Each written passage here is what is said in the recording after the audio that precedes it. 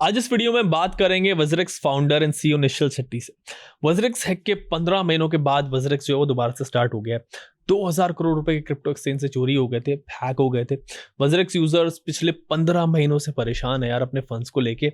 But अब जब exchange जो है वो दोबारा से ओपन हो गया है तो यूजर्स के फंड्स का क्या स्टेटस है, सो कितने पैसे उन्हें वापस मिल गए और कितने उनको आगे मिलेंगे, इस पर बात करेंगे निश्चल से। काफी सारे सवाल हैं यूजर्स के, जैसे कुछ यूजर्स का ये कहना है कि उन्हें कम फंड्स वापस मिले हैं। ये भी निश्चल से जानेंगे कि भाई ऐसा क्यों हुआ है। वज्रेक्स पे क्रिटिसिज्म भी आता है कि भाई जब एक्सचेंज हैक हुआ था ना, आप देखो उस वक्त में, तब क्रिप्टो के प्राइसेस काफी कम थे तब, लेकिन अब अगर देखो उसके कंपैरिजन में तो 3x 4x हो गए। तो जो फंड्स बचे थे वो भी बढ़ गए होंगे ऑफ कोर्स, एंड लॉस जो है वो पूरा हो गया होगा। इस पर निश्चल का क्या कहना है ये भी जानेंगे। आगे क्या प्लान है इनका, अब फंड्स को ये कैसे सेफ रखेंगे, यानी वज्रेक्स पे आपके हर सवाल का जवाब आज निश्चल से जानते हैं इस वीडियो में। Hello Nishchal, welcome to Switch, कैसे हैं आप? मैं ठीक हूँ yes. Thanks a lot for having me यहाँ पे आपने इनवाइट किया उसके लिए थैंक्स। निश्चल, काफी वक्त के बाद आपसे बात हो रही है। अभी वज्रेक्स दोबारा से ओपन हुआ है हैक के बाद। मेरे पास काफी सारे क्वेश्चंस है यूजर्स की तरफ से आ रहे हैं, पहले भी आ रहे थे, पिछले एक साल में काफी सारे क्वेश्चंस आए एंड अभी भी आ ही रहे हैं। वो सब मैं आज आपसे पूछूंगा, लेकिन सबसे पहले आप ये बताएं कि इस वक्त वज्रेक्स पे क्या लेटेस्ट अपडेट आ रहे सो हमने प्लेटफॉर्म स्टार्ट कर दिया 24 अक्टूबर को। और आई थिंक अभी प्लेटफॉर्म आई वुड से कि थोड़ा नॉर्मलाइज हो गया है। मतलब जो रीस्टार्ट के टाइम पे क्या था कि हमें पता था कि कई सारे यूजर्स रहेंगे जिनको सेल करना है क्रिप्टो। और कई रहेंगे जिनको बाय भी करना है। तो एंड 15 महीने के बाद प्लेटफॉर्म चालू हो रहा है तो कैसे कैसे मैनेज करें, तो वो हमारा बहुत बड़ा चैलेंज था जो आई थिंक 4-5 दिन थोड़ा सा मुश्किल था स्टार्ट करके। पर हमने थोड़ा उस पर भी स्टार्ट करने से पहले भी प्लान किया था कि प्राइजेस ज़्यादा नीचे नहीं घटे। और हमने ना फेज रोल आउट कर दिया कि ऐसा नहीं कि पहले दिन में 200-300 टोकन लाइव कर दो क्योंकि लिक्विडिटी का प्रॉब्लम होगा। तो तीन हैं? चार फेजेस में हमने डिवाइड किया था। सो अब जाके अभी प्लेटफॉर्म नॉर्मलाइज हो गया जहाँ पे आपके रेट्स जो है दूसरे प्लेटफॉर्म के लेवल पे आ चुके हैं। और लोग ट्रेड कर रहे हैं, विड्रॉ कर रहे हैं, डिपॉजिट कर रहे हैं, सब हो रहा है, नया साइनअप्स हो रहा है। सो आई वुड से थोड़ा सा अभी नॉर्मलाइज हो रहा है। और भी थोड़ा टाइम लगेगा टू गेट बैक टू जहाँ पे पहले जिस लेवल पे था। But it's been a good start I would से।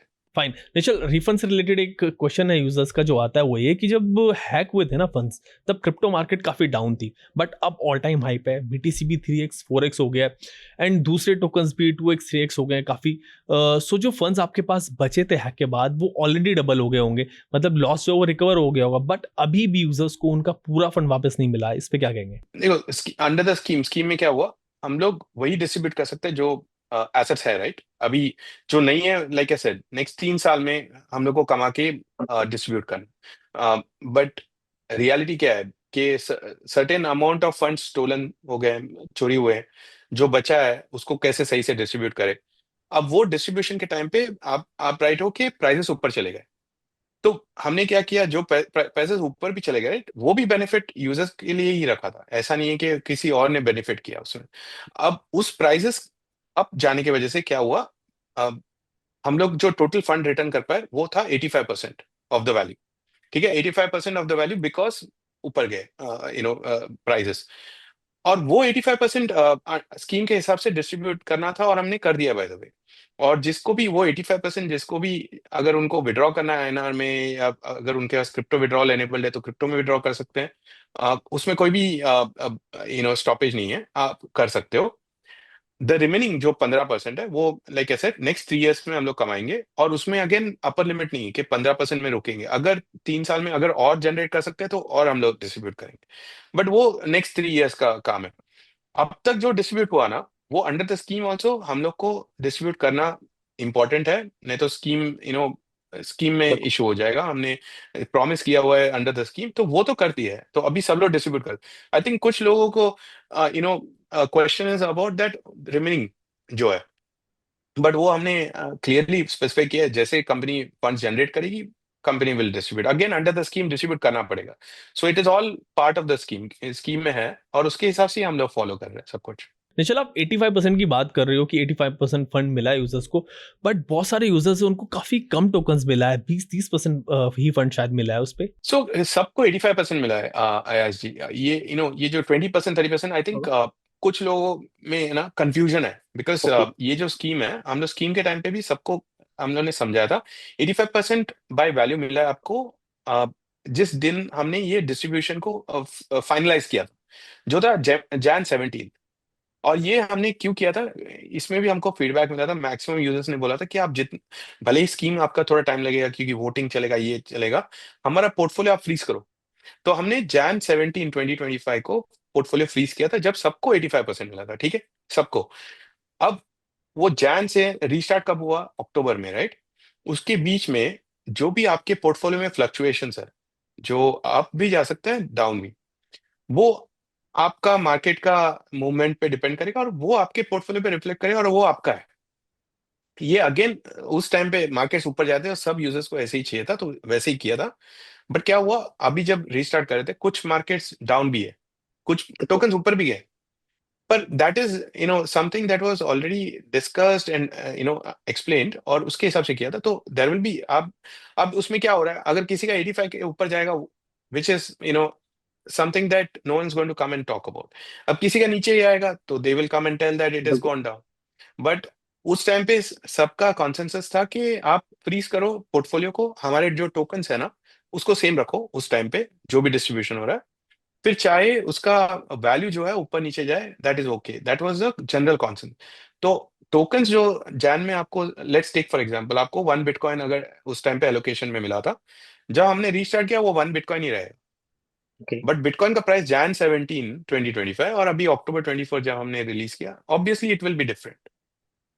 तो दैट इज द डिफरेंस। नहीं तो टोकन्स जो है ना, जो भी अलोकेट किए थे जैन में, वही मिले हैं सबको। ओके निश्चल, आप जो सिंगापुर कोर्ट में केस लड़ रहे थे उस वक्त एक बात आ रही थी कि आप कोर्ट का खर्चा, अपना जो खर्चा है आपका, यूजर्स के फंड से निकाल रहे थे, तो ऐसा क्यों हो रहा था? प्रॉबेबली 100 करोड़ या अराउंड इतना कुछ। देखो, आई थिंक ये जो रिस्ट्रक्चरिंग प्रोसेस है, हम्म। राइट, इट्स एक स्ट्रक्चर्ड प्रोसेस है, और ठीक। उसमें क्या होता है, व्हेन यू हैव टू, ये जो रिस्ट्रक्चरिंग करना है, आपको फाइनेंशियल एडवाइजर्स चाहिए, आपको लीगल एडवाइजर्स चाहिए, ठीक। फिर आपको अगर रीस्टार्ट करना है जैसे हमारे केस में, तो ये प्लेटफॉर्म भी ऑपरेट करना पड़ेगा। इवन रीस्टार्ट नहीं भी कर रहे हो ना, आपको अगर डिस्ट्रीब्यूट भी करना पड़ेगा तो भी प्लेटफॉर्म ऑपरेशनल चाहिए, नहीं तो आप डिस्ट्रीब्यूट नहीं कर पाओगे।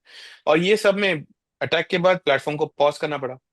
तो ऐसा नहीं है कि रनिंग रेवेन्यूज आ रहे हैं प्लेटफॉर्म के। तो हम लोग, जो प्लेटफॉर्म के पास जो एसेट्स हैं, उसी में से हम लोग ने छोटे से percentage, we had to make it as a restructuring के लिए एंड रिकवरी के लिए, जो भी फंड्स चाहिए वो हम लोग को, we had to set aside, तो उसको एज अ कॉस्ट फंड बनाया था। और ये पूरा ट्रांसपेरेंटली हमने यूजर्स के साथ शेयर किया था, सबको पता है, और ये सब हम्म। के बाद हमने वोटिंग कराया था। तो बट कॉस्ट फंड के बगैर क्या होएगा, you will not be able to run this process, and recovery भी नहीं होगा। तो इसलिए it is very important. In fact अभी बहुत लोग पूछ रहे हैं कि आप अभी भी, क्योंकि अभी आपने स्टार्ट किया है, लेकिन बिल्कुल। इमीडिएटली आपको रेवेन्यूज नहीं आएंगे उस लेवल पे जो पहले आते थे। तो आप सस्टेन कैसे कर रहे हो, आप टीम्स को कैसे रन कर रहे हो? कुछ यूजर्स को अभी भी क्वेश्चंस होते हैं कि आप रिकवरी पे कैसे फोकस करो, तो हम लोग उनको बता दें कि ये कॉस्ट फंड जो है उसमें से है। हैविंग सेड दैट, ये जो कॉस्ट फंड है उसका जब तक रिटर्न नहीं होता, राइट, 100% जो प्रॉफिट है वो पूरा जाएगा वापस यूजर्स को। जब तक वो कॉस्ट फंड जो निकाला हुआ है वो जब तक फिल नहीं होता, तब तक 100% प्रॉफिट जाएगा एक्चुअली। ओके। और उसके बाद प्रॉफिट शेयर है 50-50%। तो फर्स्ट जो भी प्रॉफिट बनेगा वो जाएगा, बिकॉज ये कॉस्ट फंड निकाला। ओके। बट या ये नहीं करते तो रिस्ट्रक्चरिंग नहीं होता, रीस्टार्ट नहीं होता, जो रिकवरी, जो स्टोलन एसेट का रिकवरी है, वो सब सबके लिए फंड्स चाहिए, एंड एक्सपेंसिव अफेयर है, स्पेशली व्हेन आपका रेवेन्यूज नहीं आ रहा। तो इसलिए ये हम लोग को करना ही था, करना ही पड़ा, और इसलिए हमने किया। निश्चल, बाइनेंस को लेके भी ना कंट्रोवर्सी काफी चलती रहती है, वज्रेक्स से बात होती है तो वज्रेक्स से रिलेटेड हैक के बाद भी आपने कहा था कि बाइनेंस वज्रेक्स को ओन करता है, बट बाइनेंस ने आपको बेल आउट किया नहीं है वहां पे। सो अब क्या स्टेटस है इस पर, एंड क्या इसकी वजह से कुछ कॉम्प्लिकेशंस आई थी केस में? एक तो वो जो प्रोसेस है उसके बारे में हम लोग पब्लिकली बात नहीं कर सकते। आप यूजुअली क्या होता है, अगर पब्लिक कोर्ट्स में रहता है तो यू कैन से, जब ये जो प्रोसेस चल रहा है वहां पे I am not allowed to talk about it, तो मैं बात नहीं कर सकता। आई थिंक ये जो प्रोसेस है रिस्ट्रक्चरिंग, आई थिंक उसमें हमने इंटरेक्ट किया हमारे कस्टमर्स के साथ। तो इट वाज कोई और पार्टी के साथ नहीं इंटरेक्ट करते हम लोग, एंड यूजर के साथ, जिसके साथ ये स्कीम बनाना था, विच वाज द कस्टमर्स। तो हम लोग उनके साथ बात करें तो देर वाज नो, ऐसा नहीं है कि ये सब दूसरे इम्पैक्ट्स की वजह से कुछ टाइमलाइन पे इम्पैक्ट हुआ। टाइमलाइन पे इनफैक्ट आई थिंक एक इम्पैक्ट जो हुआ था वो था कि रेगुलेटरी चेंजेस हुए सिंगापुर में जब हमारा स्कीम चल रहा था। आई थिंक उससे थोड़ा सा इम्पैक्ट हुआ 1-2 महीने का।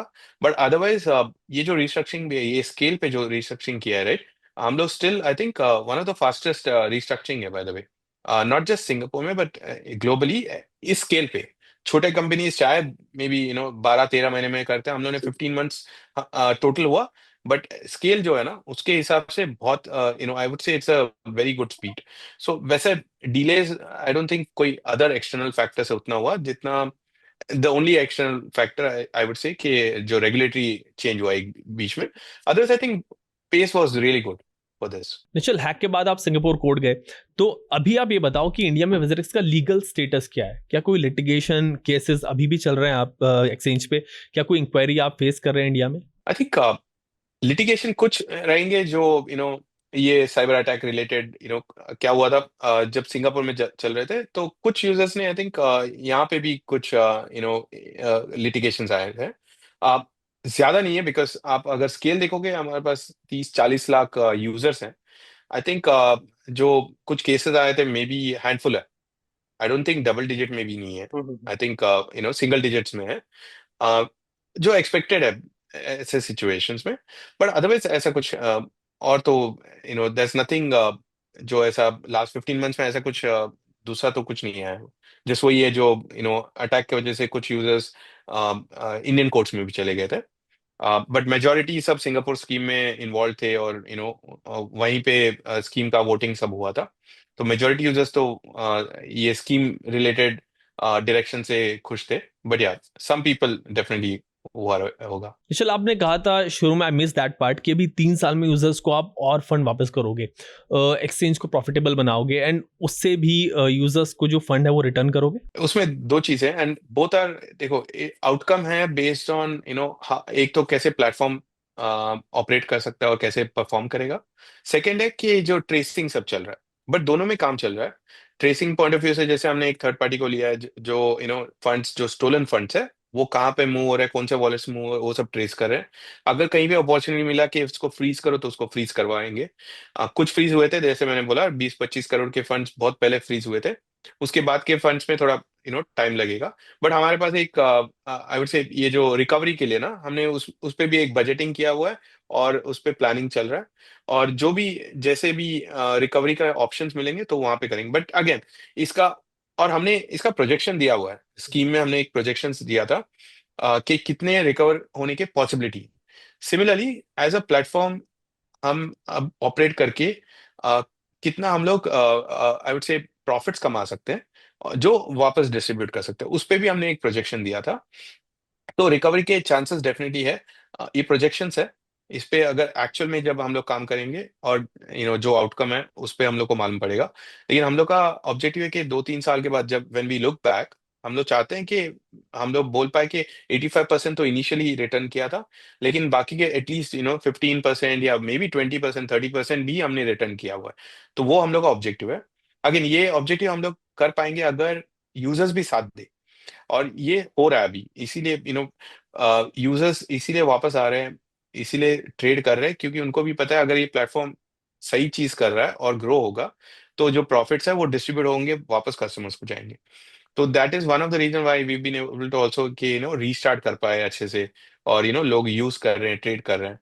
तो बट या रिटर्न का एक परसेंटेज है जो हमने ऑलरेडी प्रोजेक्शंस में डाल के रखा हुआ है। ओके निश्चल, आगे ऐसा हैक दोबारा ना हो तो यूजर्स के फंड्स आगे सेफ रहें, उसके लिए आप क्या कर रहे हो? कैसे थर्ड पार्टी सर्विसेज आप यूज कर रहे हो? कैसे कोल्ड वॉलेट, हॉट वॉलेट, उनका क्या कॉम्बिनेशन आप रखोगे? राइट। सो हमारा जो साइबर अटैक भी हुआ था ये हम लोग एक कस्टडी प्रोवाइडर यूज कर रहे थे और वहां पे हुआ था, ऐसा नहीं कि वजीरेक्स के इंफ्रास्ट्रक्चर पे हुआ था या वजीरेक्स के सर्वर्स पे हुआ था। सो वहां पे हमने क्या किया, अब हमने आई थिंक वर्ल्ड का सबसे बड़ा जो कस्टडी प्रोवाइडर है, कस्टडी सर्विस प्रोवाइडर, उसका नाम है बिटगो। यूएस का कंपनी है और करीब $90 बिलियन का एसेट वो लोग मैनेज करते हैं आज के डेट में फॉर डिफरेंट एक्सचेंजेस, बड़े फंड्स के लिए, सबके लिए। तो वहां पे हमने मूव किया है हमारा मेजोरिटी ऑफ द टोकन्स जो कोल्ड वॉलेट में होते हैं। और ये हमने किया last year, after the attack ना, आफ्टर फ्यू मंथ्स हमने मूव कर दिया था। तो लास्ट ईयर से वो यूज कर रहे हैं और उनके पास कस्टडी है, they are the best in the industry, उनको पता है क्या करना है। दे ऑल्सो हैव कुछ $250 million का इंश्योरेंस भी प्रोवाइड करते हैं। तो हमारा ऑब्जेक्टिव था कि हम लोग एक्सचेंज है, और ये पहले भी था, हम लोग एक्सचेंज है, हम लोग फोकस करेंगे ट्रेडिंग में बेस्ट एक्सपीरियंस देने में, और कस्टडी हम लोग से कोई थर्ड पार्टी से ही करेंगे, ताकि हमको व्हील को री इन्वेंट करने की जरूरत नहीं है, कि वही चीज जो उनका फोकस है वो हम लोग भी करें। लेट्स फोकस ऑन हम लोग का क्या कोर है। जस्ट आई थिंक अनफॉर्चुनेट है स्टेट एक्टर्स, समटाइम्स आप देखते हो कई एक्सचेंजेस पे होते हैं। बिल्कुल। तो अभी बिटगो बिटगो एटलीस्ट ये पता है कि ये दुनिया का सबसे बड़ा है, और इसका फंड्स बहुत ज्यादा है, तो इनके पास बहुत रिसोर्सेज भी रहेंगे। They will be able to deter these kind of ये जो अटैक्स होते हैं थोड़ा better than the rest of the people. Otherwise ultimately crypto में क्या है, ये नया टेक्नोलॉजी है, और थिंग्स आर चेंजिंग कॉन्स्टेंटली। जब तक ये मेच्योर नहीं होएगा, राइट, ये अटैक्स है ना, होते रहेंगे कहीं ना कहीं, सब जगह आप देखते हो। आपको बस सिक्योर करना है, तो I think best in the industry के साथ जाओगे तो आपको पता है वो लोग हमेशा 2 steps अहेड रहेंगे ऑफ एवरीवन एल्स। तो इसलिए हमने बिटगो के साथ किया है। बाकी हम लोग के उधर भी हम लोग security point of view still, भले ही इंफ्रा पे अटैक नहीं हुआ था यहाँ पे वजीरेक्स पे, we are also still continuously हम लोग सिक्योरिटी पॉइंट ऑफ व्यू से जो भी बेस्ट प्रैक्टिस है वो सब हम लोग इम्प्लीमेंट कर रहे हैं अभी, और किया भी था पहले भी। तो but you don't stop security, कभी ऐसा नहीं है कि मैं आपको बोल दूंगा कि 10 चीजें थी हमने कर दी और खत्म हो गई। There is always new, and because crypto का टेक इटसेल्फ चेंज होता है, तो आपको कांस्टेंट है, तो हम लोग का ये कांस्टेंट सिक्योरिटी पे जो फोकस है, राइट, वो चलता रहेगा। We will keep doing it. Okay Nischal, जब हैक हुआ था ना एक्सचेंज, तब आपने बात की थी कि कोई वाइट हाइट इन्वेस्टर्स आप लोग ढूंढ रहे थे उस वक्त में, जो हेल्प कर सके, आपकी बेल आउट कर सके। तो क्या ऐसा वाइट हाइट इन्वेस्टर आपको मिला था क्या? हमने कुछ लोगों से बात किया था उस टाइम पे, बट क्या हुआ था, हमने रियलाइज किया अगर ये पैरेलल करना बहुत मुश्किल था, बिकॉज हमको स्कीम क्रिएट करना था, और सीक्वेंशियल करते तो, अगर देखो कोई गारंटी नहीं देगा जब डिस्कशन में आता है कि भाई हम लोग डिस्कस कर लेते हैं, 1 महीने के बाद पक्का मैं गारंटी आपको डील दूंगा, राइट। तो हम लोग का प्रॉब्लम क्या था कि अगर हम लोग ये डिस्कशन में घुस गए, और अगर समझो 1 महीना 2 महीना चला गया, और अगर वो फेल हुआ, तो स्कीम और भी डिले हो जाएगा। और सबसे ज्यादा इंपॉर्टेंट लोगों का जो ऑब्जेक्टिव था कि जितना जल्दी हो सके हमको फंड्स का एक्सेस दे दो, ताकि हम लोग आगे बढ़ पाए। तो इसलिए हमने ऑब्जेक्टिवली उस टाइम पे हमने ट्राई किया, कुछ लोगों से बात भी हुआ, एनडीएस भी साइन हुए, बट देन रियलाइज किया कि ये ऐसा नहीं है कि 1-2 मीटिंग्स में हम लोग डिस्कस कर पाएंगे, बिकॉज कॉम्प्लिकेटेड था। तो इसीलिए हमने वो आइडिया उस टाइम पे बोला कि इसको होल्ड पे रखते हैं अभी, let's build on the scheme. तो वहां से उसके बाद में हमने स्कीम पे फोकस किया, एंड इसकी वजह से स्कीम जल्दी कर पाए। तो that was the reason, but या इनिशियल डिस्कशंस तो हुए थे कुछ वाइट नाइट्स के साथ। निश्चल, कभी हैक के बाद ऐसा लगा कि आपको कि अब प्लेटफॉर्म जो वापस आ नहीं पाएगा, आप रिज्यूम करना डिफिकल्ट है, बड़ी मुश्किल हो गई? आई थिंक जब हैक हुआ था, राइट, आई थिंक उस टाइम से और ये रीस्टार्ट तक अ, हम लोग का एक ही ऑब्जेक्टिव था कि सबसे पहले फंड्स, जो रिमेनिंग फंड्स है, वो यूजर्स को कैसे हम लोग लौटा पाए। और वही एक ऑब्जेक्टिव था जिसकी वजह से आई थिंक हम लोग यहाँ तक भी पहुंच पाए।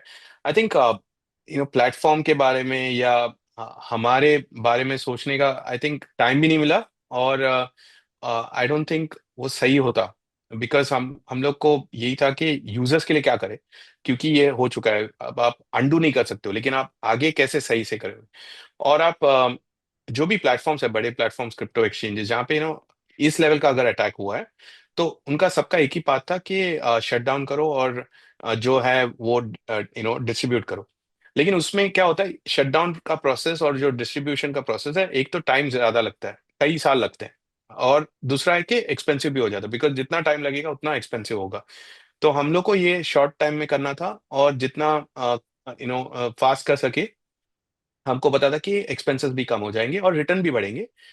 एंड हमको ये भी था कि भले ही आप जो एग्जिस्टिंग फंड्स है वो आप डिस्ट्रीब्यूट करो, लेकिन जो फंड्स अटैक में जो लॉस्ट हुए थे, उसको कैसे हम वापस ला पाए, उसका वैल्यू। और ये जो रीस्ट्रक्चरिंग हमने किया है उसमें हमको अभी अगले 3 साल तक हमको वो अपॉर्चुनिटी मिलता है, तो देर इज एन अपॉर्चुनिटी कि हम और वैल्यू क्रिएट कर पाए। तो ऐसा नहीं है कि बस जितना था उतना ही डिस्ट्रीब्यूट कर दिया। अब नेक्स्ट 3 साल हम लोग का ऑब्जेक्टिव है कि प्लेटफॉर्म को और ग्रो करो, प्रॉफिट बनाओ, वो प्रॉफिट को डिस्ट्रीब्यूट करो। दूसरा ट्रैक है कि जो चोरी हुए हैं फंड्स उनको भी ट्रेस करो, अगर जो भी आ सकते हैं। अभी स्टेट एक्टर इन्वॉल्व था, नॉर्थ कोरिया का इन्वॉल्वमेंट है, इट्स नॉट इजी, लेकिन जो भी आता है जैसे तुरंत ही आफ्टर द अटैक कुछ करीब 20-25 करोड़ के फंड्स फ्रीज हुए थे, और अभी हम लोग उसके रिकवरी पे लगे हुए हैं। दूसरे फंड्स ट्रेस हो रहे हैं कहाँ पे जा रहे हैं। तो ये सब है ना, अगर आपने सिर्फ शटडाउन का सोचते हैं और जस्ट रिटर्न का सोचते हैं तो आप ये सब चीज नहीं कर सकते हो। तो इसलिए हम लोग का फोकस था कि कस्टमर को मैक्सिमाइज करने के लिए क्या चाहिए। तो हमारे बारे में नहीं सोचा, हमने जस्ट सोचा कि कस्टमर के लिए क्या भी जो भी कर सकते हैं हम लोग करेंगे, और उसी डायरेक्शन में हम लोग जा रहे थे। एंड अभी भी वही वही ऑब्जेक्टिव है कि कस्टमर के लिए क्या भी जो भी करना है ना वो सब करना है हम लोग को। और अभी नेक्स्ट 3 साल हम लोग को ये स्कीम में कस्टमर्स ने दिया हुआ है, तो हम लोग will try our best to return as much as we can. Nishchal, hack के बाद एक इमेज डेंट हुई थी एक्सचेंज की, सो अब दोबारा से ट्रस्ट बिल्ड करना कितना मुश्किल है, बिकॉज इतना सब कुछ यहाँ पे पहले हो चुका है। I think you know more than मुश्किल से भी ज्यादा, राइट। आई थिंक हम लोग ऐसे नहीं सोचते कि अभी कैसे ट्रस्ट बिल्ड करे। हम लोग ये सोच रहे हैं कि आपको अगर कोई एक्सचेंज यूज करना है, ठीक है, आप ट्रस्ट कैसे करोगे? आप ट्रस्ट कैसे करोगे इज आपको कुछ चीजें आप वेरीफाई करोगे। और हम लोग चाहते हैं कि आप जब वो वेरिफिकेशन आपका खुद का जो ड्यू डिलिजेंस करोगे, इन अ वे आप ये एक्सचेंज हो गया, ये एक्सचेंज हो गया, इसमें क्या है, तो उसमें कस्टमर क्या देखते हैं वो हम लोग बिल्ड करना चाहते हैं। सिंपल एग्जांपल, लाइक ये जो बिटगो है एज अ कोल्ड वॉलेट, आप एज अ कस्टमर आपको बाद में डिसाइड करना पड़ेगा कि आप कोई एक्सचेंज खुद से फंड सेफ्टी देख रहा है, पर उसको 4 चीजें देखना पड़ेगा। तो उसके बाद क्या ये एक्सचेंज वर्सेस एक एक्सचेंज जहाँ पे एक थर्ड पार्टी प्रोवाइडर है, अब वो प्रोवाइडर में भी कौन सा प्रोवाइडर है, बिटगो सबसे बड़ा है तो उसके साथ जा रहा है। तो ये एक आपका एक वेरिफिकेशन हो गया कि चलो इनका कोल्ड वॉलेट जो है एटलीस्ट एक बहुत बड़ी कंपनी देख रही है, और उसमें 250 मिलियन का इंश्योरेंस है। तो ये चेकलिस्ट है। तो हम लोग क्या कर रहे हैं, इंस्टेड ऑफ थिंकिंग कि यार ट्रस्ट, बिकॉज ट्रस्ट ऐसा नहीं होता है कि मैं आपको बोलूंगा यार जी ट्रस्ट करो और आप ट्रस्ट करने लगोगे, आप आपका वेरिफिकेशन करोगे। सो हम लोग वेरिफिकेशन पे फोकस करें कि कस्टमर को ट्रेड करने से पहले क्या क्या वेरिफिकेशन करना पड़ेगा। दूसरा हो गया आपका कंप्लायंस, आप as a platform compliance point of view से क्या कर रहे हो। फिर सिक्योरिटी में क्या कर, एंड आई थिंक ये सब वेरीफाई करने के लिए आपको ट्रांसपेरेंट भी रहना पड़ेगा, आपको इन्फॉर्मेशन शेयर करनी पड़ेगी लोगों के साथ, यूजर्स के साथ। तो हम लोग उस पाथ में जाना चाहते हैं कि जहाँ पे हम लोग जितना हो सके हम लोग आपको डेटा दे, इंफॉर्मेशन दे। अब एक है कि हम लोग के sort of if you look at ये जो 15 महीने में जो रीस्ट्रक्चरिंग हुआ ना, उसका एक आई थिंक पॉजिटिव आउटकम था कि हमको सब कुछ डिस्क्लोज करना पड़ा। जो भी था सब हमने डिस्क्लोज किया है, ताकि इन कस्टमर्स जो है वो इन्फॉर्म डिसीजन ले at the time of voting. तो एक ट्रांसपेरेंसी का I would say already start हो चुका है, तो we want to focus on that being transparent. ताकि आप ट्रस्ट जो है ना आप वेरीफाई करो, आप डिसाइड करो और बाद में आप यूज करो। हम लोग क्या कर सकते हैं, हम लोग जस्ट ट्रांसपेरेंट रह सकते हैं, तो हम लोग उस पर फोकस करें, transparency, rather than thinking from a trust point of view, let's think from a transparency point of view. For transparency हम लोग क्या कर सकते हैं, हम लोग वो सब करना चाहते हैं। निश्चल, आप कह रहे हो कि लोग वापस आए, सो कितना परसेंट यूजर बेस आपका रिटर्न हुआ एक्सचेंज पे, कितना ट्रेडिंग वॉल्यूम आया है एक्सचेंज पे रीओपनिंग के बाद? सो हमने अभी तक परसेंटेज ऑफ यूजर्स पे गए नहीं हम लोग, सिंपली बिकॉज हम लोग का ऑब्जेक्टिव था कि जब रीस्टार्ट कर रहे हैं, राइट, अगर हमने ऐसे सोचने लगे हम लोग कि कितने लोग वापस आ रहे हैं, कितने लोग रुक रहे हैं, कितने लोग जा रहे हैं, तो हम लोग है ना गलत माइंडसेट में जाएंगे कि कैसे रिटेन करे, कैसे ट्रेड बढ़ाए। हमारा एक ऑब्जेक्टिव था जो लास्ट अभी, क्योंकि प्लेटफॉर्म जस्ट 24 अक्टूबर को स्टार्ट हुआ है, एक ही ऑब्जेक्टिव था कि अगर आप वजेक्स में आ रहे हो, आपको जो फीचर्स पहले थे और जैसे आप यूज कर सकते थे, विच इज डिपॉजिट करना, विड्रॉ करना, ट्रेड करना, ये सब कुछ ऑपरेशनल होना चाहिए और स्मूथली चलना चाहिए। तो हमने ना ऑब्जेक्टिवली हमने टीम को भी सबको बोला, डोंट लुक एट ये जो मैट्रिक्स है जहाँ पे रिटेंशन ये वो सब मत देखो, बिकॉज बाद में हम लोग गलत डायरेक्शन में चले जाएंगे। आप यही देखो कि यूजर को, कस्टमर को सपोर्ट बेस्ट दे रहे हो कि नहीं, कस्टमर को जो करना है प्लेटफॉर्म पे, और अगर प्लेटफॉर्म से निकलना है तो ये सब कुछ स्मूथली हो जाए। और ये ऑब्जेक्टिव से स्टार्ट किया, एंड आई थिंक ये बहुत अप्रिशिएट किया यूजर्स ने कि वहां पे जब आए वो लोग, उससे पहले बिकॉज कुछ अफर्स चल रहे थे कि ये लोग डिफिकल्ट बना देंगे, ये बना देंगे, वो। आई थिंक यूजर्स को बहुत अच्छा लगा कि प्लेटफॉर्म स्मूथली ऑपरेट कर रहा था और पहले की तरह ही ऑपरेट कर रहा था। तो वो हम लोग का ऑब्जेक्टिव था। अब आगे जाके हम लोग देखेंगे कि क्या हुआ है। Having said that, I think in terms of trading volume, for example first few days में हमने आई थिंक पीक हमारा कुछ 40-50 करोड़ का ट्रेडिंग वॉल्यूम 24 आवर्स में हो गया। और अभी एवरेज 10-15-20 करोड़, 15-20 करोड़ के रेंज में अभी जा रहा है। अगेन अर्ली डेज, पहले बहुत इससे ज्यादा होता था, और I think eventually we will build up, वहां पे जाएंगे, बिकॉज अभी यूजर्स अभी जस्ट आ रहे हैं, अभी स्टार्ट कर रहे हैं वापस यूज करना। तो थोड़ा टाइम लगेगा, बट हाँ, पीक आई थिंक 40-50 करोड़ का पीक हिट किया था लास्ट एक वीक में, 24 आवर्स का वॉल्यूम। ओके निश्चल, जो यूजर्स इस पूरे प्रोसेस के बाद एजिटेटेड फील कर रहे हैं, गुस्से में, इवन बिट्रेड फील कर रहे हैं वजरेक्स से, तो उनको आप क्या कहोगे? सी आई थिंक मेरा मैसेज यही है कि हम अब जो भी कर रहे हैं, और जो भी पहले भी किया था, हम लोग हमारे कस्टमर्स के लिए कर रहे हैं। एंड हमारा ऑब्जेक्टिव हैज बीन कि कस्टमर्स के लिए क्या करें। अभी अगर वजीर एक सक्सेसफुल हो रहा है और प्रॉफिट जनरेट कर रहा है, वो वापस जाएगा यूजर्स को। तो अब दो ऑप्शंस है। आप आपको लग रहा है कि नहीं यूज करना है, तो आप एग्जिट कर सकते हो, ठीक है, दैट्स वन वे। दूसरा है कि आपको लग रहा है कि ये जो चेंजेस है ये सही है, तो आप कंटिन्यू कर सकते हो। अगर प्लेटफॉर्म सक्सेसफुल होगा तो आपका बेनिफिट है। तो जो थर्ड है, कि आप, अगर आपको लग रहा है कि मैं इसको आई ट्राई टू, कि मैं नेगेटिव जा रहा हूं, मैं इसको डिस्ट्रॉय करूंगा, ये वो, उससे किसी का फायदा नहीं होने वाला है। तो आई बट फॉर्चुनेटली आई थिंक वो कैटेगरी बहुत ही कम है। हम हाईएस्ट जो यूजर्स है एक्चुअली फर्स्ट कैटेगरी में, जो बोल रहे हैं लेट्स बिल्ड टुगेदर। आप अगर यूजर्स का फीडबैक सब देख रहे हैं, हम लोग जो देख रहे हैं कि आप बिल्ड करो, हम लोग जहाँ पे भी हम लोग सपोर्ट कर सकते हैं सपोर्ट कर रहे हैं। कुछ लोगों का है कि हम लोग निकल रहे हैं, and that is also okay. And very few I think जहाँ पे ये जो आप बोल रहे थे ना, हेट एंड ऑल, उतना नहीं है। वो मे बी स्टार्टिंग में था, लेकिन यूजर्स ने ये जर्नी देखा है, और बिल्कुल। जिसने भी जर्नी देखा है, राइट, उनको सबको पता है। फिर ट्रोलिंग है, ट्रोलिंग, लेकिन हाँ, हर एक सॉरी। चीज के लिए है। और बिल्कुल। ऐसा कोई प्रोडक्ट नहीं है अगर ट्रोलिंग नहीं है तो वो प्रोडक्ट डेड है। तो ट्रोलिंग तो है, ट्रोलिंग मैं नहीं बोल रहा हूँ, but that's okay. I think वो ट्रोल्स हम लोग को याद दिला रहे हैं कि हम लोग कुछ तो मीनिंगफुल कर रहे हैं यूजर्स के लिए, तो अच्छा ही है। ट्रोलिंग की आप बात करें निशल, उस वक्त ना सिचुएशन आई थिंक ऐसी ही थी, लोग परेशान थे, उनको आंसर्स नहीं मिल रहे थे वजरेक्स से, आपको भी क्रिटिसिज्म काफी फेस करना पड़ा, तो क्या सिचुएशन थी वो? आई थिंक स्टार्टिंग में तो it was difficult to handle करना बहुत मुश्किल है, जब इतना सारा ट्रोलिंग हो रहा है, हेट आ रहा है, ये हो रहा है। बट देन मेरे को समझा कि जो हमने हमने ना we started looking at matrix.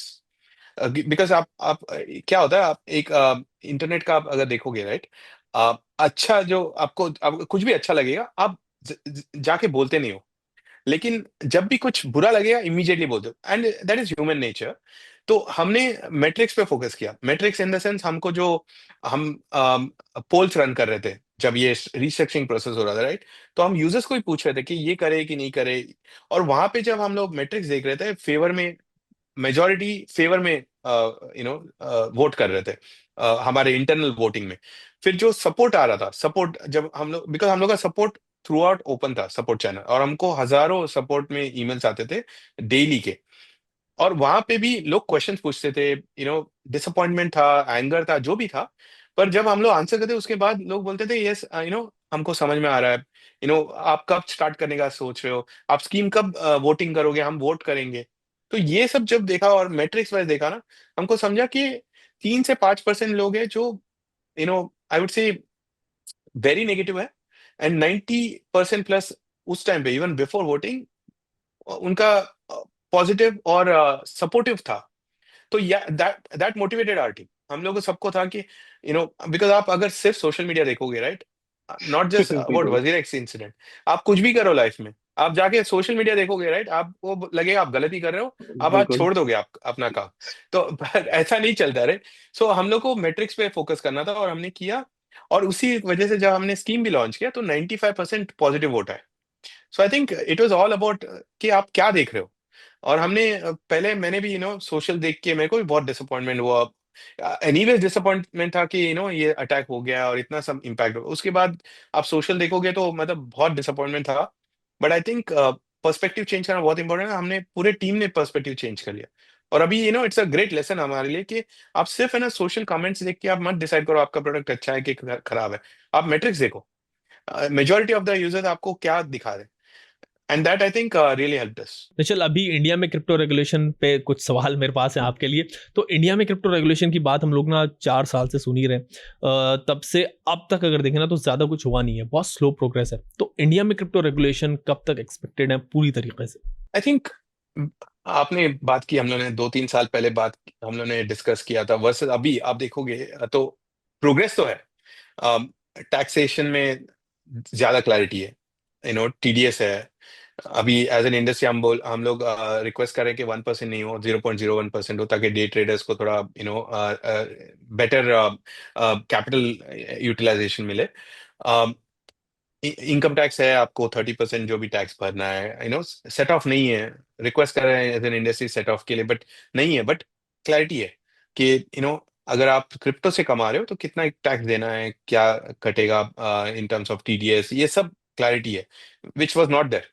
तो I would say that's progress. Second है आपका एफआईयू रजिस्ट्रेशन और कंप्लायंस। उसके वजह से जब हमने 2018 में वजीरेक्स लॉन्च किया था, तो हम डे वन से केवाईसी कर रहे थे, बट इंडस्ट्री स्टैंडर्ड नहीं था।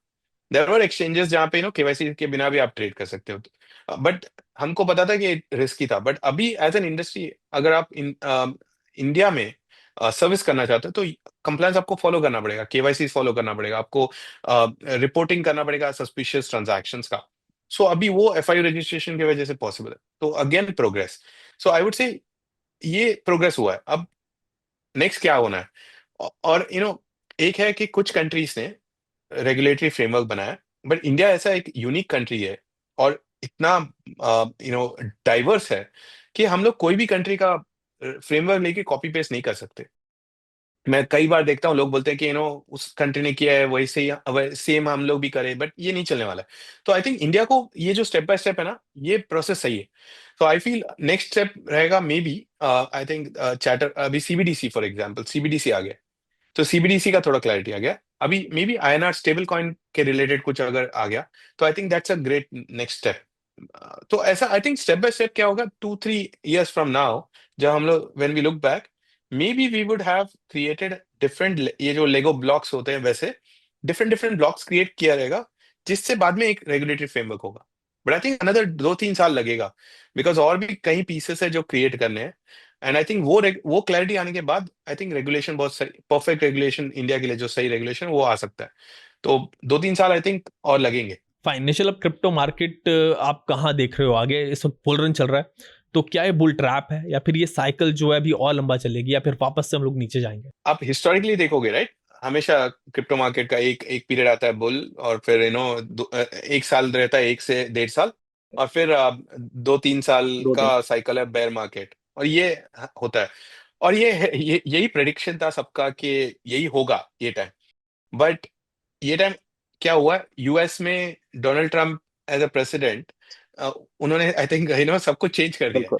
और अभी अभी बोलना बहुत मुश्किल है। कुछ लोग बोल रहे हैं कि नेक्स्ट 2 साल उनके पूरे प्रेसिडेंसी टाइम में पॉजिटिव आने वाला है। लाइक अभी आई थिंक जीनियस एक्ट तो आ गया अभी, इट सीम्स ओवरसाइट के लिए सीएफटीसी को ला रहे हैं फॉर क्रिप्टो ओवरसाइट, और फिर क्रिप्टो का कोई वो लोग रेगुलेटरी और एक फ्रेमवर्क कुछ लॉन्च करना चाहते हैं।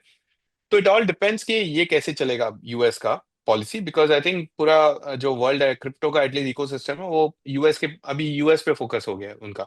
यूएस में क्या पॉलिसी चल रहा है, पहले लास्ट साइकिल में जैसे थोड़ा साउथ ईस्ट एशिया में जो चल रहा था, सिंगापुर में, हांगकांग में, उस पे थोड़ा फोकस था। तो अभी थोड़ा यूएस ड्रिवन है। अ, तो आई वुड से आपको उधर देखना पड़ेगा अगर वहां पे रेगुलेटरी क्लैरिटी। जैसे ये टाइम ईटीएफ्स खुल गए, तो अगेन यूएस ने लीड किया ईटीएफ्स की वजह से, बुल मार्केट में और हेल्पफुल हुआ। तो आई थिंक अगर ये एक दो जो अपकमिंग जो लोग बोल रहे हैं वहां पे यूएस में आएगा रेगुलेशन, आई थिंक वो आया तो may be instead of that ये जो 15 से 18 महीने का जो पीरियड होता है, ये might go to like longer. Maybe आप 2-3 साल का बुल मार्केट देख सकते हो। हैविंग सेड दैट, उनका एनवायरनमेंट बहुत वोलेटाइल है आई थिंक। बोलते हैं, बट वही एग्जैक्टली। होगा कि नहीं आइडिया नहीं है। तो ऐसा भी हो सकता है कि बोल देंगे अभी ये रेगुलेशन नहीं आएंगे तो पूरा market can go in a negative direction. So I would say very hard to predict. आप हिस्टोरिकली देख के नहीं कर सकते हो कि 2 साल 1.5 साल बुल मार्केट रहता है, फिर 3 साल बेयर मार्केट। अभी कुछ भी हो सकता है, we are towards the tail end of that 18 month, like last July से आई थिंक स्टार्ट हुआ था। या तो ये दिसंबर जैन इंटरेस्टिंग पीरियड है, let's see, I don't know क्या होगा। चल, आपने कहा कि यूएस में क्या चल रहा है वो मैटर करेगा, वहां पे ट्रम्प है, उनका वैसे कुछ भरोसा है नहीं। इवन दो ट्रम्प के जो बिजनेसेस हैं उनमें काफी उनकी बल्कि वेल जो है वो काफी क्रिप्टो में है। खुद को क्रिप्टो प्रेसिडेंट कहते हुए आए ट्रम्प। तो क्या यूएस में जो क्रिप्टो बूम आया है उसका इम्पैक्ट इंडिया में कुछ पॉलिसी पे पड़ेगा आगे? I think India, you know, एक एक है कि हम लोग ऐसे ब्लाइंडली कॉपी तो नहीं कर सकते जो भी हो रहा है वहां पे, बट हम लोग लेसन्स ले सकते हैं वहां से। एंड आई थिंक एक लेसन है कि ये जो crypto as a asset class है, ये डीपली इंटीग्रेट हो रहा है आपके ट्रेडिशनल फाइनेंशियल इकोसिस्टम में। वो आप सीख सकते हो, अभी यूएस में हो रहा है। एंड आई थिंक यूएस को देख के दूसरे कंट्रीज भी कर रहे हैं। और ये ग्लोबल फिनोमिना होने वाला है कि आप ट्रेडिशनल फाइनेंस और जो ये वेब 3 या क्रिप्टो फाइनेंस है, इनका आई वुड से एक एक कॉम्बिनेशन बनेगा। अ, और ओवरऑल ये सब फाइनेंस बनेंगे। आप आज तक अब तक सब लोग ट्रेडिशनल फाइनेंस को अलग से देख रहे थे और क्रिप्टो को एक अलग से देख रहे थे। आई थिंक इसका अभी जो चल रहा है यूएस में, इसका मर्जर चल रहा है। और इसलिए ईटीएफ्स आ गए, और बैंक्स अभी बैंकिंग डोमेन में आपको क्रिप्टो बैंक्स के अंदर आपको ऑप्शन मिल रहा है। जो ट्रेडिशनल ब्रोकर्स हैं, इक्विटीज ब्रोकर्स यूएस में, वो लोग क्रिप्टो का इंटीग्रेशन ला रहे हैं। सो टाइट इंटीग्रेशन है, payment providers master card visa, वो लोग इंटीग्रेशन आ रहा है। तो ये जो फेज चल रहा है, राइट, ये इंटीग्रेशन फेज है ट्रेडिशनल एंड क्रिप्टो का। एंड आई थिंक इंडिया उससे एक क्यू ले सकता है कि यहाँ पे भी इवेंचुअली होगा। अ, अगर अगर थोड़ा हम लोग फास्टर करेंगे तो क्या होगा, हमको टाइम मिला, हमारे जो इंडियन कंपनीज है, स्टार्टअप्स है, to build that technology and understanding और नो हाउ। वर्सेस अगर हम लोग ज्यादा टाइम तक रुकेंगे, फिर क्या होगा, हमको वहां से हेल्प लेना पड़ेगा, या तो वो लोग यहाँ पे आके पहले एस्टेब्लिश कर लेंगे, बिकॉज उनके पास हिस्टोरिकली टेक्नोलॉजी का अंडरस्टैंडिंग होगा, उनके ट्रेडिशनल फाइनेंशियल इंस्टीट्यूशंस के पास। So I think might be better कि हम लोग वहां से सीख के यहाँ पे भी हम लोग एज अ नेशन ये सोचे कि ट्रेडिशनल फाइनेंस और क्रिप्टो को सेफली एंड इंडिया के लिए क्या बेनिफिशियल है वो मैनर में कैसे इंटीग्रेट करें। It's not straight forward. जैसे आई थिंक यूएस ने थोड़ा हैंड्स ऑफ अप्रोच ले लिया बहुत, and I don't think it's the right approach. जैसे आपने बिटकॉइन ईटीएफ देख लिया, विच इज बिल्कुल। स्टिल ओके क्योंकि बिटकॉइन में लिक्विडिटी है ग्लोब। बट सडनली आप कोई भी टोकन का ईटीएफ चल रहा है, और ईटीएफ पे ईटीएफ आ रहे हैं। बिल्कुल। एंड आई थिंक वैसा approach not good for the economy, at least हमारे लिए। May be start with bitcoin and because वो एक ग्लोबल एसेट है, एस्टेब्लिश्ड है, देयर इज नो कोई एंटिटी कंट्रोल नहीं कर रहा है, ट्रूली डिसेंट्रलाइज है, तो बिटकॉइन से स्टार्ट कर सकते हैं with some limits and all, कि कितना एक्सपोजर ले सकते हो may be in traditional markets, if you are an investor. और अगर ईटीएफ लॉन्च भी करना है तो some upper limits and all. But just to give the taste of understanding of this technology हमारे ट्रेडिशनल फाइनेंशियल इंस्टीट्यूशंस को भी, ताकि व्हेन द टाइम कम्स, यहाँ पे there is enough knowledge built out, enough local knowledge built out, and then we can evolve. तो I think that's a good way, learn and adapt. I think मेरा मानना है कि next few years में ये merger globally होगा, traditional और crypto का, और India should be ready for that and equip. I think that's a good way to learn from industry globally क्या हो रहा है। निश्चल, इंडियन एक्सचेंजेस पे ना एक क्वेश्चन आता है इंक्लूडिंग वेजरेक्स पे कि आप लोग यूजर्स को क्रिप्टो विड्रॉ करने नहीं देते। आपके थ्रू यूजर्स क्रिप्टो बाय तो कर सकते हैं बट विड्रॉ नहीं करते, एक्सचेंज से कर पाते। क्रिप्टो आपके पास ही रहते हैं एंड फिर उनकी सिक्योरिटी भी क्वेश्चनेबल हो जाती है। सो क्रिप्टो विड्रॉल क्यों प्रोवाइड नहीं करते आप? एक्चुअली exchanges अलाउ करते हैं to a certain number of customers and type of customers. उस प्रॉब्लम क्या है, अगर आप डिफॉल्ट से अगर आप सबको अलाउ करोगे तो देर आर कुछ कुछ है ना इश्यूज है। एक इशू है आपका जो आई वुड से मैलिशियस एक्टर्स है, राइट, वो लोग एडवांटेज ले लेते हैं। क्या होता है, आईएनआर डिपॉजिट करते हैं, क्रिप्टो लेके निकल जाते हैं, और फिर आपको पता चलता है एज एन एक्सचेंज के यार उनका केवाईसी भी कोई म्यूल अकाउंट है, मतलब वो रियल बंदे का केवाईसी था, लेकिन वो बंदे को किसी ने बोला कि भाई तू केवाईसी कर ले, मैं बिल्कुल। तेरा अकाउंट मैनेज कर लूंगा। और ये बहुत बड़ा प्रॉब्लम है, और ये समझाना, इसको सॉल्व करना बहुत प्रॉब्लम है, लॉ एनफोर्समेंट को भी प्रॉब्लम है, कंप्लायंस को भी प्रॉब्लम है, सबको। तो इसलिए एक्सचेंजेस ने क्या किया है, and I think any exchange जो थोड़ा बड़ा होता है, राइट, और रेस्पॉन्सिबली काम करना है, तो उसको करना पड़ेगा ये कि अ, अगर आपको विड्रॉल चाहिए तो एक एनहांस ड्यू डिलिजेंस करेंगे। और एनहांस ड्यू डिलिजेंस में आपको और कई सारे डॉक्यूमेंट्स देने पड़ेंगे। But it's not just due diligence, because बहुत बार क्या हमने ये भी ट्राई किया, तो ये ना वो डॉक्यूमेंट्स भी आ जाते हैं, बिल्कुल आ एंड जाते हैं, कोई सब वेरीफाई कुछ करने का सेट हो तरीका जाता नहीं है। मैं आपको है। सिंपल बोलूंगा, आपका अगर मैं आपको बोलूंगा आपका इनकम टैक्स रिटर्न दे दो, अब आप एक्चुअल में सही दे रहे हो कि गलत दे रहे हो, ये इससे बिल्कुल वेरिफिकेशन में बहुत बड़ा बिल्कुल प्रॉब्लम। तो इसलिए ना स्लो एंड स्टडी प्रोसेस है। तो अदर पैरामीटर्स आ जाते हैं, जैसे आप कब से ट्रेड कर रहे हो, आपने कितना ट्रेड किया हुआ है, कि आप सच में ट्रेड, बिकॉज नहीं तो लोग क्या करेंगे, खोलेंगे, डिपॉजिट करते हैं, निकाल लेते हैं, एग्जैक्टली, और फिर सब प्रॉब्लम एक्सचेंज पर। वो तो ब्लैक टू ये व्हाइट हो इट्स अ जाता है। इंडस्ट्री प्रॉब्लम, या it's a industry problem. And I think एक तरीका सॉल्व करने का रेगुलेशन, जहाँ पे रेगुलेटरी वाइज क्या होना चाहिए। But like I said, there is अभी ऐसा नहीं है कोई सोल्यूशन कि आप रेगुलेट कर लो और हो जाएगा, इसमें टाइम लगने वाला है। And this is the state of the ecosystem, और आपको मान के चलना पड़ेगा ये ऐसा होगा, और उसके हिसाब से आप नेविगेट करो ना। अगर आपका ऑब्जेक्टिव है कि आपको विड्रॉल चाहिए, और अगर कोई एक्सचेंज को आपका लेट्स से हिस्ट्री बिल्ड करना पड़ेगा 6 महीने का, और आपको वो नहीं चाहिए, तो I would say don't be in crypto. See you have to take this, ये रिस्क ले लो, बिल्कुल या तो मत लो। यू नो आप यहाँ पे आके बाद में आपको प्रॉब्लम्स है, आपको विड्रॉ करना है, बट यार इंडस्ट्री नहीं दे रहा है, बिल्कुल और नहीं कर सकता है, तो आप आई वुड से आपको नहीं करना चाहिए, स्टे अवे। जैसे मैच्योर होगा, राइट, ये सब सॉल्व होगा। बट अभी मैच्योर नहीं है इंडस्ट्री के, आप डिपॉजिट करो, इमीडिएटली आपको विड्रॉल दे दे, ओवर टाइम दे रहा है, बट उसमें टाइम लगता है, बिकॉज वो ट्रस्ट बिल्ड करना पड़ेगा, हिस्ट्री आपका बिल्ड करना पड़ेगा। लॉट लाइक आप देखोगे, अब बैंकिंग इंडस्ट्री, फाइनेंस में भी आपको सब प्रोडक्ट्स इमीडिएटली नहीं मिलते, बिल्कुल टाइम धीरे लगता धीरे। है, राइट। तो वैसे ही ये इंडस्ट्री में भी ये एवोल्यूशन चल रहा है, बस थोड़ा आई वुड से वेग है। आई अंडरस्टैंड, बिकॉज ऑल्सो बना रहे ना, अभी फ्रेमवर्क्स बने नहीं है, थोड़ा टाइम लगेगा। बट हाँ, there are section of users हैं जिनको विड्रॉल्स है, और सेक्शन ऑफ यूजर्स हैं जिनको विड्रॉल्स नहीं है, और एज एन एक्सचेंज ऑब्जेक्टिव है कि और लोगों को withdrawals they, but time consuming है, और स्लो प्रोसेस है ये। चलो, वजरेक्स ओपन होने के बाद भी क्या कुछ रेस्ट्रिक्शंस अभी भी हैं यूजर्स पे जो वहां पे विजिट कर एक्सचेंज पे, या सब कुछ नॉर्मल है वहां पे? अगर आप पूछ रहे हो नए यूजर्स जो साइन अप करेंगे, उसमें कुछ भी उनको रेस्ट्रिक्शंस नहीं है, डिपॉजिट कर सकते हैं, ट्रेड कर सकते हैं।